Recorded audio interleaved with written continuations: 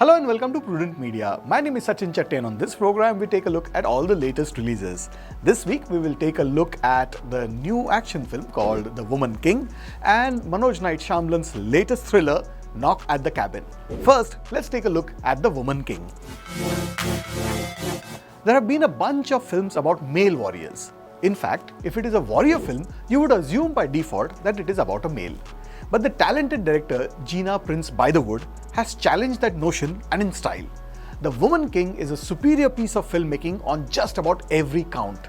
The gender twist is obvious, but all the other departments, particularly writing, acting, production, direction, and even the action are from the top draw.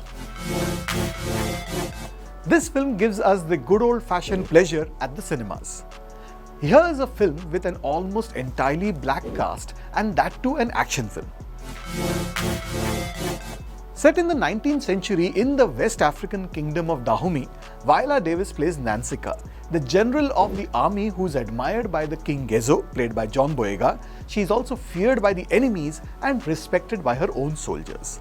The enemy in this case is the Oyo kingdom, which is flourishing in the slave trade by selling off prisoners to the Portuguese. The Oyos are led by a rather cruel and nasty general, and Nansika has to settle scores with him. Even though Nansika is the primary character, the focus is not solely on her. The other characters, as and when introduced, also share the limelight. There is a 19-year-old something Navi played by Thusom Bedu, who joins the army owing to the circumstances. All the women in the army are dedicated to the cause, with no marriage or no kids for them. Navi is a feisty young woman who learns the ropes quickly, and even though she comes from a different background, she does very well. She has to go through the training routine, and even though that's a very familiar sequence, it is executed very well. By and large, trauma and suffering is the common thread that binds all these women who are a determined lot. There is Izogi, played by Lashana Lynch from No Time to Die, and Amenza, played by Sheila Atim, who are senior lieutenants in the army, and sisterhood ensures that they all stand up for each other. Izogi gets more screen time, and Lashana Lynch nails it every single time she's on the screen. While the story is set during the troubled times of slavery in Africa, where black men and women were imprisoned and sold to the Portuguese, in some cases even it was their own families who sold off these women. It is the characters that uplift the story. The women are all tough cookies who survive against all odds. Even the character of the king is finely etched. He has more faith in his general than his own wife, and he doesn't let his ego come in the way. The wife, meanwhile, is someone whose intelligence and morality both are questionable.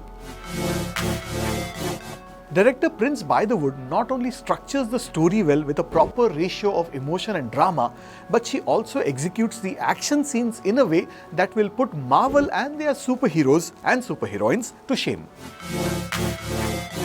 This is also one of the best ensembles we have seen in recent time. Viola Davis is a seasoned actress, but this is also a physically demanding role for all the actors. Thusom Bedu is a revelation as Navi, and the supporting cast is commendable.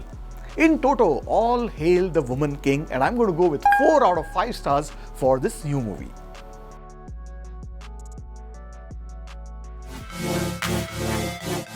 And now let's take a look at Manoj Knight Shyamalan's latest film, Knock at the Cabin. Based on the book The Cabin at the End of the World by Paul Tremblay, Knock at the Cabin is directed by Manoj Knight Shyamalan, who continues to be inconsistent. He is not a bad filmmaker, just an inconsistent one. This is another of his films where he digs a hole so deep and you admire him for that, but as has been his wont, getting out of that hole is not something that he is great at, with the exception of course of The Sixth Sense. From there, it has been a mixed bag of outright turkeys like films like Lady in the Water, The Last Airbender and After Earth, to some reasonably digestible films. Knock at the Cabin belongs to the latter category. This is one of those high concept films, but the problem with such films is that sometimes that high concept eludes you. This film cuts to the chase in the first couple of minutes itself. A little girl, 8-year-old girl called Wen, played by Kristen Cui, is catching grasshoppers at a remote cabin with her two daddies, Eric, played by Jonathan Groff, and Andrew, played by Ben Ulrich.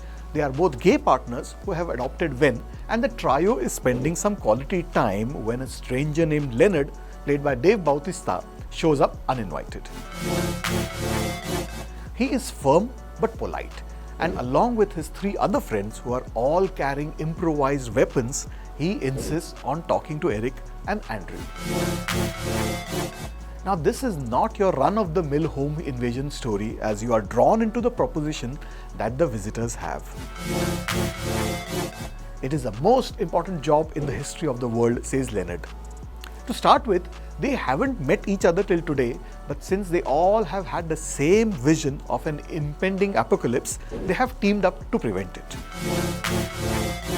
If they don't, there will be all kinds of disasters. Tsunamis, earthquakes, viruses, and even planes will start falling from the sky. Unless, of course, the family makes the extraordinarily tough choice of sacrificing one of their own members. Now, so far, so good and so engaging. Now, are these people religious zealots? Do they have some mental health issues? Or is it some kind of an elaborate scam? You are never quite sure, because when they switch on the television, their fears are confirmed. But again, you are not certain what is happening. But then comes the issue of Shyamalan getting out of the hole. Apart from the point about making choices in our lives and judging people, I am not quite sure what more there was to it unless one starts extrapolating what one has seen. The final payoff with such a plot is always going to be tricky.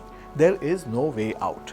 But for a large part of the running time, Shyamalan keeps you engaged, and hence I'm going to go with 3 out of 5 stars for Manoj Naik Shyamalan's latest thriller, Knock at the Cabin. Well, that's what I thought of the films that were released this week. Do let us know what you think. Do write into us. Our address is features@prudentmedia.in. And I'll be back with you next week with more movie reviews. Till then, it's goodbye from me.